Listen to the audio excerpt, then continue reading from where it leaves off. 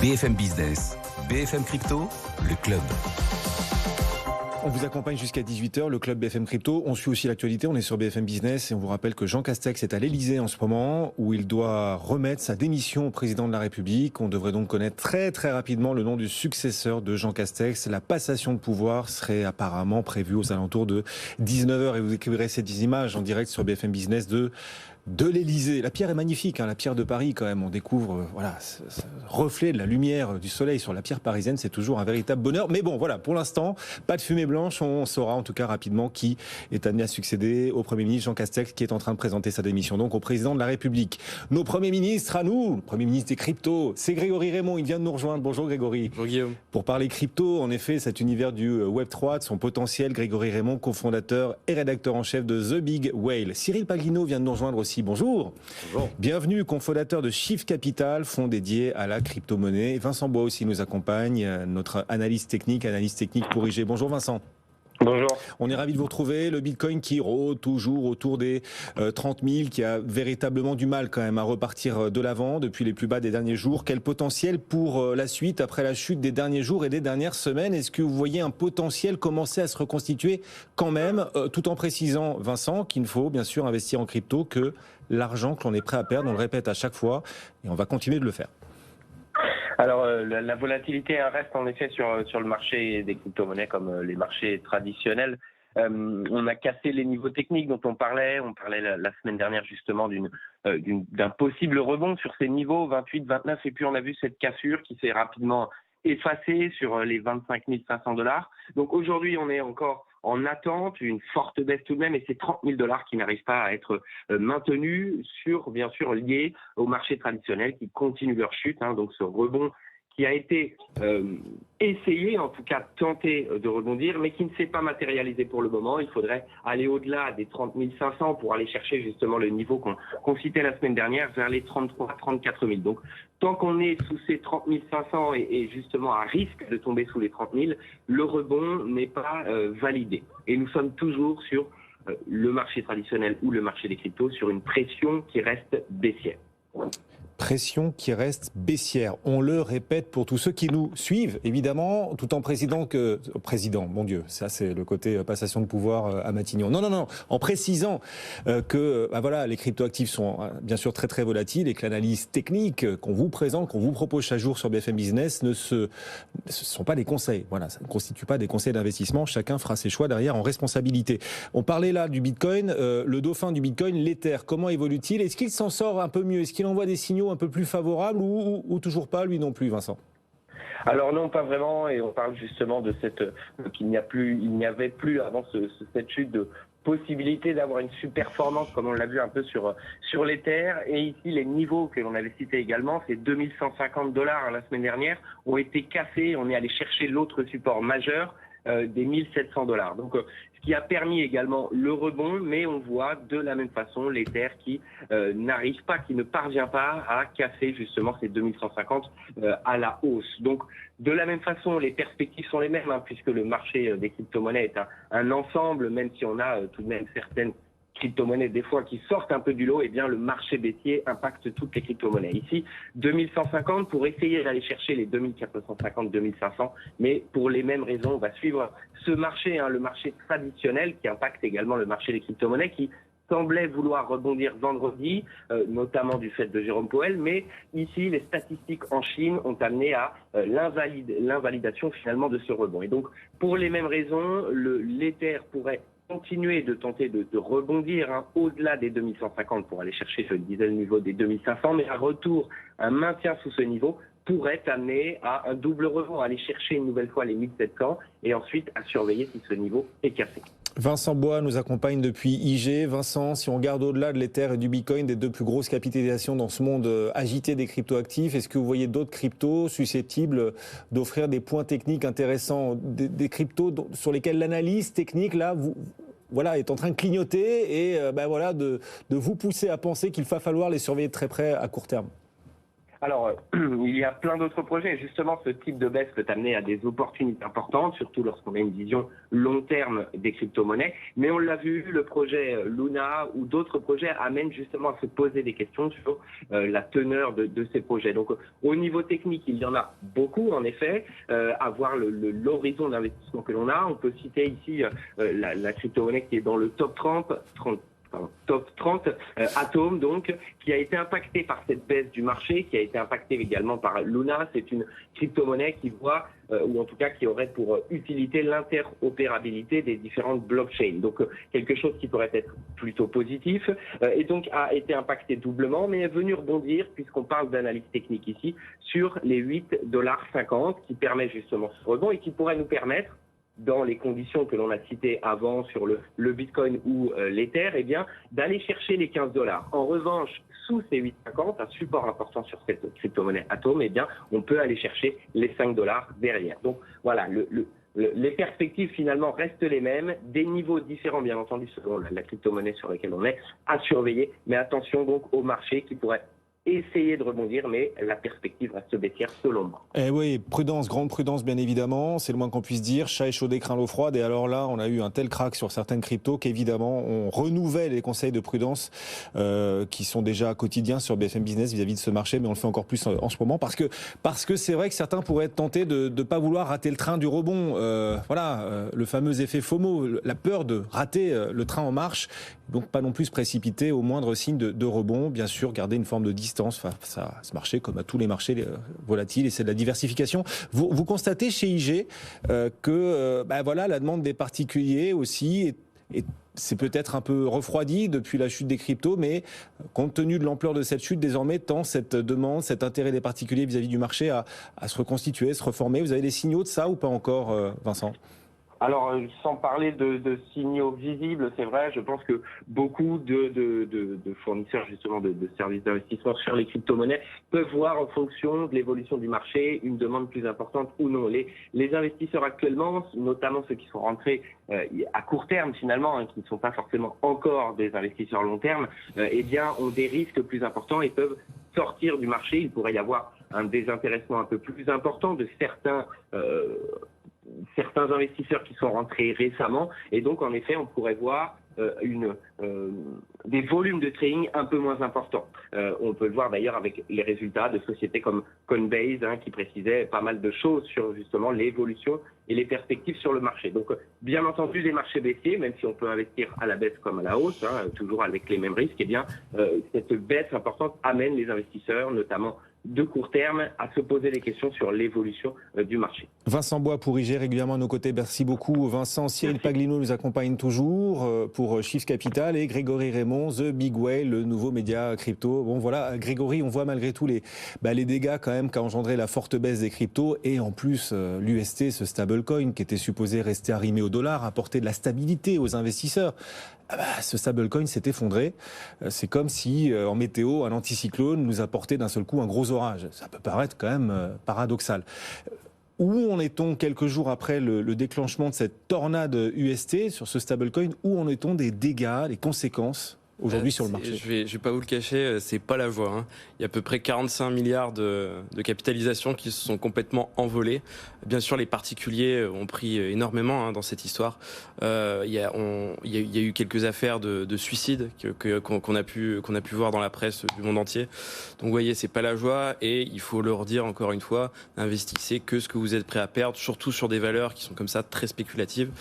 Et quand le marché montait, on répétait à chaque fois ici aussi, mais chez vous aussi, qu'il ne faut investir que l'argent qu'on est prêt à perdre, et on avait des messages d'auditeurs, téléspectateurs ou tout simplement la communauté crypto nous disant arrêtez de répéter ça, c'est bon, on l'a compris. Et non, il faut toujours le répéter. Et il faut se méfier, parce que quand on parlait de l'écosystème Luna il y a encore quelques semaines, et qu'on disait qu'il fallait faire un petit peu attention, cette communauté-là, notamment sur les réseaux sociaux, pouvait se montrer très agressive en disant que ce n'était pas possible, il ne pouvait pas y avoir de faillite. Et si, c'est arrivé. Mais cette fois-ci, en plus des particuliers, les fonds VC ont perdu énormément. Et il y a une petite référence qui est drôle en fait dans ce drame-là. Mike Novogratz, qui est un des capital risqueurs les plus connus aux États-Unis, s'était fait tatouer Luna sur l'épaule. Aujourd'hui, je pense qu'il regrette ça, mais Cyril ici présent, je pense qu'il connaît bien le milieu des fonds, peut nous en parler un petit peu du fait que il y en a beaucoup qui ont perdu, quoi. Ouais, beaucoup de gros believers effectivement et de gros fonds. Bon, Galaxy Digital effectivement via Mike Novogratz, mais beaucoup d'autres étaient supporters de Luna. Certains non. Nous, ça fait déjà 1 an et demi qu'on avait décidé de pas prendre de position sur ce protocole pour des raisons effectivement d'attaque possible. On avait souligné ça à nos actionnaires il y a maintenant 6 mois dans la lettre de décembre dernier. On avait effectivement relevé ce problème, donc on n'était pas rentré. Alors on s'en targue pas aujourd'hui, on souffre comme tout le monde, le marché négatif pour tout le monde évidemment, mais effectivement c'était une faille visible, elle demandait beaucoup de capitaux et une attaque coordonnée potentielle, et on pense que c'est ce qui s'est à peu près passé, du moins on est en train de voir les premiers indices qui mènent à ça. Je sais pas si on aura un jour le fin mot de l'histoire, en tout cas effectivement ce risque était prévisible, et c'est aussi pour ça qu'on n'était pas rentré sur ce protocole. Après c'est un peu facile de dire a posteriori, on le savait et tout, bon il y avait quand même des doutes, mais je pense qu'il faut rester sceptique de base quand on découvre un nouveau projet crypto. Jusqu'à preuve du contraire, en fait, il faut être sceptique. Et c'est ça. Et c'est aussi ce que disait Warren Buffett, le gourou des marchés. Les marchés montent dans le scepticisme. C'est là que les marchés ont plus de chances de monter dans la durée. Si je prononce les termes Galaxy, Pantera, Lightspeed Venture, qu'est-ce qu'on doit se dire de ces termes-là et surtout de l'impact de la crise UST pour ces acteurs-là? Je pense ça va. Disons que leur solvabilité n'est pas remise en jeu, mais je pense qu'il va y avoir des lendemains très difficiles. Ouais. Avec un autre stablecoin algorithmique qui a manifestement perdu sa parité avec le dollar, son PEG, comme on dit, c'est le DAI. Le DAI. DAI, attention. À ne pas confondre avec le DAI, qui est un stablecoin décentralisé mais beaucoup plus solide. Non, le DAI en fait c'est comme l'UST, mais dans l'écosystème Phantom. Et oui, effectivement, il a perdu sa parité avec le dollar là dans les dernières heures. C'est un peu la même chose qui s'est passé avec l'UST. Et en gros, tous les stablecoins qu'on appelle algorithmiques, qui n'ont pas dans leur réserve des vrais sous-jacents, sont en train de perdre la confiance des investisseurs. Donc je pense que ce genre d'actif, en tout cas, a du plomb dans l'aile pour les prochains mois, voire les prochaines années. Est-ce que certains tirent les marrons du feu et profitent de cette situation, de ce cataclysme sur les stablecoins algorithmiques? Il y en a toujours. Oui. Notamment ceux qui aiment shorter le marché. L'UST a été shorté, notamment par le fonds F9, un fonds américain. Donc ils se sont fait plein d'argent aussi. Mais il y a aussi les projets concurrents. On parlait du DAI, donc qui est émis par le protocole MakerDAO, donc qui est un protocole décentralisé, et le token de gouvernance de MakerDAO a pris 30% la semaine dernière. Donc en fait, voilà, les algorithmiques s'effondrent, mais les concurrents, disons, en profitent. Et puis bon, il y a aussi tous les adversaires des cryptos qui se frottent les mains. Ah oui, ce qui est bien normal. Avec la régulation à venir, ils peuvent dire, voilà, on vous l'avait bien dit. Et les maximalistes au sein de l'univers crypto, parce que entre crypto fans, il y a des camps, voilà, et les maximalistes. Alors on le dit, c'est le jargon des crypto fans, mais maximaliste, ça signifie fan du Bitcoin. C'est le Bitcoin on peut être maximaliste, propose le plus de qualité par rapport aux autres cryptos. Mais on peut être maximaliste de n'importe quelle crypto-monnaie. Ça existe des Ethereum maximalistes. C'est possible. D'accord. Cyril, là-dessus. Non, c'est vrai qu'historiquement on disait Bitcoin maximaliste, mais maintenant on peut l'être de toutes les grosses market cap. À part Luna maximaliste, c'est un un peu plus difficile. C'est compliqué aujourd'hui. Mais il en existe encore. Et les minimalistes, ça existe aussi? Des Luna minimalistes. Ah oui, il va y en avoir beaucoup là. Et maintenant, qu'est-ce qui va se passer du coup? Alors pour l'écosystème Luna UST, il va y avoir un plan. On ne sait pas encore exactement à quoi il va ressembler. Le fondateur de cet écosystème, Do Kwon, a proposé un fork, c'est-à-dire on annule tout et on revient en fait à ce qui se passait sur la blockchain Terra juste avant le dépeg. Sauf qu'en fait la confiance est perdue. Donc je pense que cette nouvelle blockchain n'aurait pas vraiment de valeur. Donc là le patron de Binance a dit qu'il n'était pas favorable à ça. Même Vitalik Buterin, le créateur d'Ethereum, dit que ça n'aurait pas d'intérêt de faire ça. Mais en fait il va certainement falloir brûler tous les Luna qui ont été émis et qui devaient soutenir le retour de la parité. Mais bon, ça va coûter beaucoup d'argent, ça va mettre beaucoup de temps. franchement, ils sont, comme on dit, on n'est pas rendu quoi. On n'est pas rendu. Oui. Est-ce qu'on peut se dire que ce qui se passe autour de ce stablecoin et l'impact dans tout l'écosystème va aussi plomber le Bitcoin et l'Ether, les deux principales cryptos? Enfin voilà, c'est la poule et l'œuf. On peut imaginer que la chute des principales cryptos ait entraîné des effets de chaîne et à la fin, on a ce type de soucis qu'on voit sur l'UST. Est-ce que la baisse de l'UST, son effondrement même, peut elle-même avoir des répercussions et entraîner à la baisse les plus grosses cryptos? Ça c'est encore un peu tôt pour le dire, mais quand on voit les titres partout dans la presse, ça fait pas une bonne publicité pour le secteur, ça c'est sûr. La régulation arrive, le règlement MiCA est en discussion. Voilà, il devait y avoir des choses qui appartenaient à la finance décentralisée, qui pouvaient ne pas faire partie du plan de régulation. Là, voilà, il y a tous les arguments pour qu'on régule de façon très stricte. Complètement. Complètement. Voilà, Cyril Paglino est d'accord. Alors, on a vu beaucoup de gens s'exprimer aussi sur les réseaux tout au long du week-end pour insister sur le fait qu'on cherche encore les fondamentaux dans cet univers crypto. Les crypto-sceptiques expliquent que la technologie n'a pas encore révolutionné les usages et aucun secteur n'a véritablement vu ces usages, ces fonctionnements transformés par les cryptos, pas autant et pas aussi vite que d'autres technologies l'avaient fait par le passé, et que ça signifierait, cette lenteur de l'univers crypto et blockchain à accoucher de véritables usages transformants, ça signifierait que les fondamentaux ne sont pas si révolutionnaires que cela et pas aussi prometteurs que cela. Je pense qu'il faut un peu prendre du recul parce qu'on est dans un écosystème dans un univers qui est complètement différent de ce qu'on connaissait jusqu'à présent. On est dans un univers décentralisé. À chaque fois qu'il faut évoluer, il faut le consensus de tout le monde. Il n'y a pas juste une équipe dirigeante qui dit voilà, ça va se passer comme ci, comme ça. Donc le consensus, ça prend énormément de temps. Mais regardons quand même dans le rétro. Bitcoin a 13 ans. Bitcoin est un moyen de paiement qui fonctionne, qui permet de conserver de la valeur dans le temps. C'est une réserve de valeur. Même si les adversaires du Bitcoin vous disent l'inverse, non, c'est une réserve de valeur. Chaque personne qui a gardé du Bitcoin dans son portefeuille pendant au moins 3 ans est dans le vert aujourd'hui. Avec l'inflation qui monte, le Bitcoin est un rempart par rapport à la perte du pouvoir d'achat liée aux monnaies traditionnelles. Et Ethereum permet d'inventer la finance décentralisée. Certes, il y a des mauvaises pubs à cause de l'écosystème Terra, mais Ethereum a inventé des choses extraordinaires. Par exemple, le protocole AV qui permet d'épargner des cryptos, d'emprunter de l'autre côté, tout ça sans avoir besoin d'une autorité centrale, comme le ferait une banque. En fait, moi, je trouve ça extraordinaire. Oui. Mais le côté anti-inflation, refuge anti-inflation, on peut douter quand même, parce que depuis qu'on a l'inflation là depuis quelques mois, le Bitcoin se casse la figure. À court terme, oui, mais sur l'échelle longue, ça a toujours fonctionné. Je dis pas que ça le sera toujours. Il n'y avait pas d'inflation depuis la création du Bitcoin. On craignait une déflation. Là, c'est la première fois qu'elle surgit.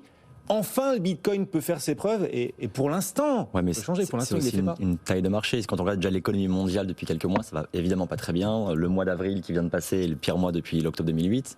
Et l'année qu'on est en train de vivre en termes de performance year to date, donc depuis janvier jusqu'à aujourd'hui, est la pire depuis 60 ans, depuis 1962. Donc l'économie va mal en général. Le Nasdaq va pas très bien, le CAC non plus. Donc évidemment, les cryptos qui sont 1,5 ou 2 trilliards de market cap, aujourd'hui on est à 1,2 trilliards de market cap, c'est la queue du risque. Donc c'est vraiment la long tail. Et donc évidemment, elle est plus petite, elle vacille plus quand il y a une grosse vague. Donc l'économie vacille, les cryptos vacillent également. Quand cette asset class sera un peu plus développée et ira vers quelques trilliards et se rapprochera peut-être de l'or un jour en termes de valorisation, elle sera de plus en plus solide. Mais aujourd'hui, évidemment qu'elle est corrélée. C'est un non-sens de dire qu'elle ne le serait pas. Il manque combien pour que le Bitcoin soit en capitalisation proche de l'or à peu près? On a une idée de ça? Je crois que le Bitcoin, c'est à peu près 10% de l'or. Ouais, c'est ça. Ouais. D'accord. Donc il y a un peu de marge. Mais disons que dans les fondamentaux du Bitcoin, il y a cette notion de réserve de valeur, de barrage à l'inflation, mais beaucoup de gens investissent dans le Bitcoin de façon risquée, comme un actif spéculatif. Donc en fait, il faut que la nature des investisseurs change.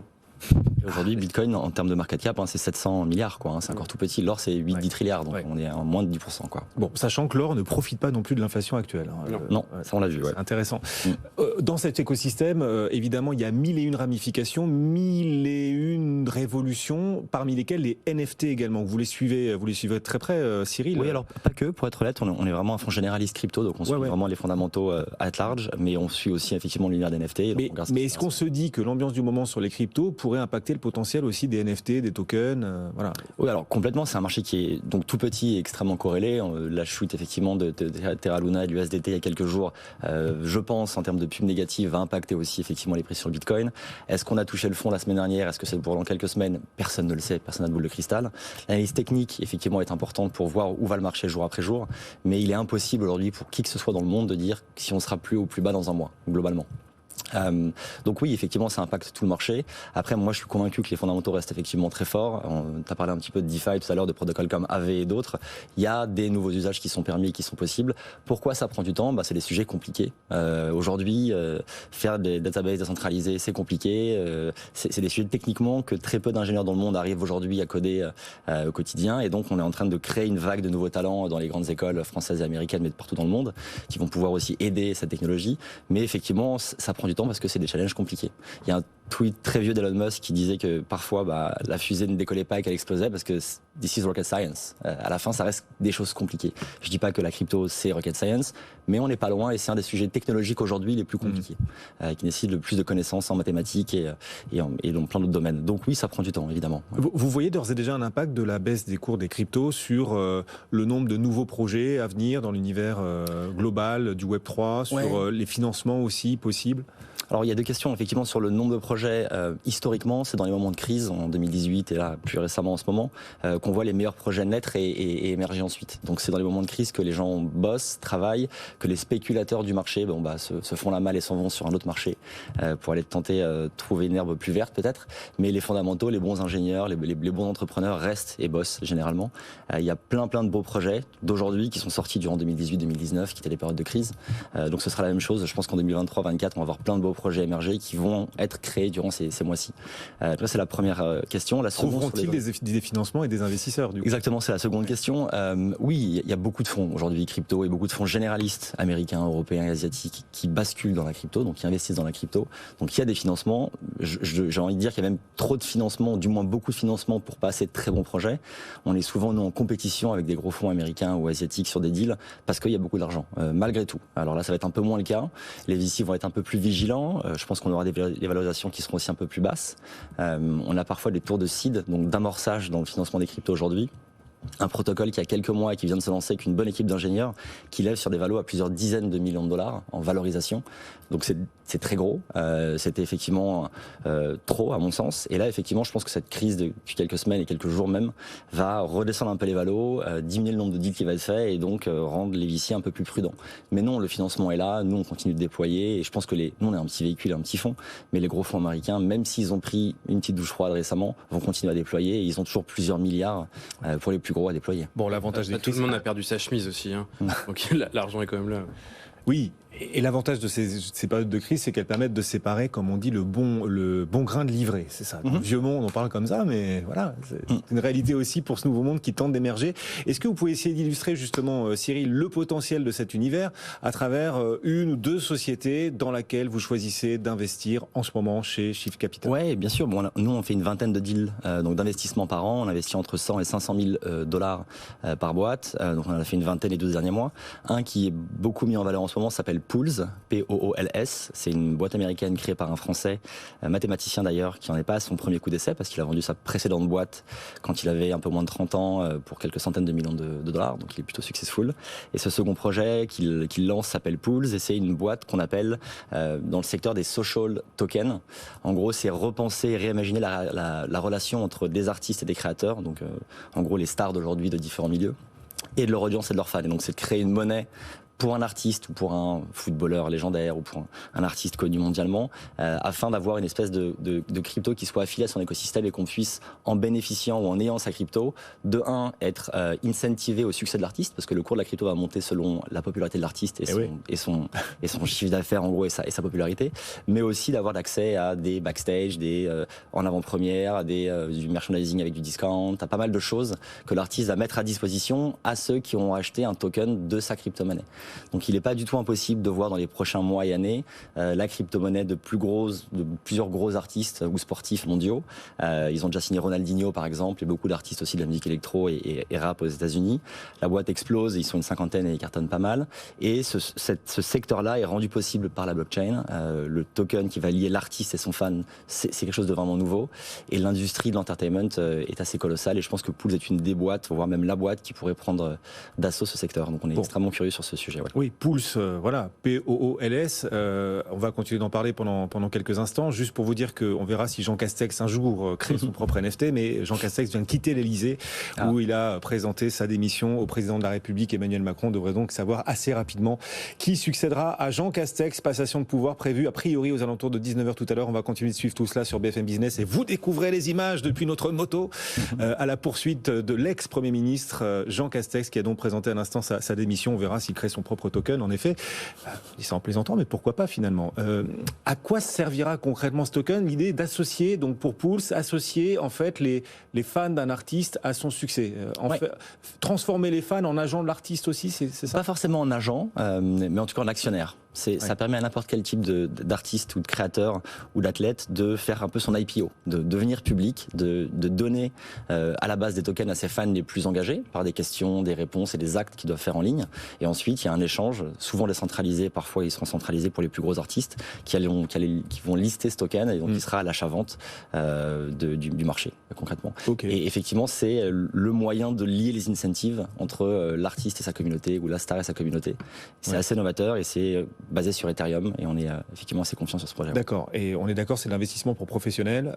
Oui, alors évidemment, nous, on gère un fonds régulé au Luxembourg et on gère l'argent que de professionnels, évidemment. Ouais. Bon, Grégory, quand on entend parler de ces projets innovants et tout, on entend souvent parler du même secteur, le secteur de l'art, de la mode, des grandes stars, etc. Voilà, on peut imaginer que tout cela se diffuse. Enfin, Cyril ou Grégory, d'ailleurs. Voilà. On revient toujours au tout à l'heure, hein, Grégory. Hein, la DeFi, donc Decentralized Finance, c'est un des premiers gros blocs qui a émergé il y a 2 ans. Et c'est aujourd'hui le plus gros en termes de capitalisation boursière. Les NFT sont arrivés il y a quelques mois. On va voir les DAO arriver bientôt, j'imagine, dans quelques mois, qui vont être sur le devant de la scène. Il y a plein d'autres secteurs qui vont arriver, évidemment. Mais la finance était le premier parce qu'effectivement, c'est là où on pouvait rendre transparent un milieu qui ne l'est pas, avec beaucoup de capitaux et très peu de fluidité. Parce on remarque aussi que le luxe, le gaming sont des secteurs qui ont pas mal explosé dans ces technologies-là. Ouais, mais toujours les mêmes. Oui. Non, mais ça reste des gros secteurs. Hein. Oui, non, mais bien sûr. Et des secteurs sans doute pionniers. On va continuer de suivre le développement de cet écosystème nouveau. Vous nous disiez les DAO vont rentrer en scène. Ouais. Bon, Decentralized Autonomous Organization.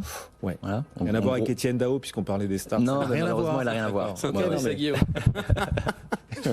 rien à voir. Vous reviendrez nous en parler. Bien sûr. Une DAO, c'est une structure basée sur un protocole décentralisé qui va en gros jouer le rôle d'une société ou d'une association, on peut imaginer, avec des actionnaires, des droits de vote, une gouvernance décentralisée. Et on pense de plus en plus que c'est, du coup, nous, chez Shift Capital en tout cas, on n'engage que nous, mais on pense que c'est un format structure qui va être de plus en plus déployé sur le Web3 et ensuite sur l'économie at large qui sera intéressant. Allez-y. Merci à tous les deux. Cyril Paglino, cofondateur de Shift Capital, ce fonds dédié à la crypto-monnaie. Grégory Raymond, cofondateur et rédacteur-chef de The Big Whale. Merci Grégory d'être passé nous voir. Et Vincent Bois qui nous accompagnait depuis IG. Dans un instant, retour sur les marchés plus traditionnels. La séance du jour, le CAC 40 en petite baisse. Et on vous rappelle que Jean Castex a présenté sa démission au président de la République, Emmanuel Macron. Son successeur, sa successeur devrait être connu très rapidement désormais, puisqu'on nous parle d'une passation de pouvoir d'ici moins